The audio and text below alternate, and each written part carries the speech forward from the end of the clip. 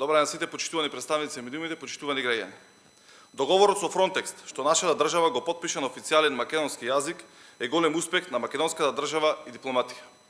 Со тоа пропадна во вода сите лаги и хистерии што опозицијата, а пред се пратениците на ВМРО, ДПМН и Левица ги шире овде во собранието, но и надвор од него. Падна во вода лагите дека македонскиот јазик ќе бил загрозен, немало да биде признат од Европската Унија, дека ќе се именувал како бугарски дијалект. Поминаа повеќе од 6 месеци од подпишувањето договорот со Фронтекс, а ВМРО, ДПМН и Левица не собраа храброст да се извинат за тоа што грубо ја лажеа јавноста.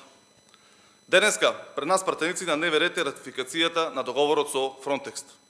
Кога веќе испуштија приликата да им се извинат на граѓаните за сите лаги околу македонскиот јазик и идентитет, пратениците имаа шанса денеска тоа да го сторат преку гласење за ратификација на договорот. Со тоа барем малку од малку ќе го испера срамот од лажите вести, навредите и клеветите кои ги пласира овде во собранието.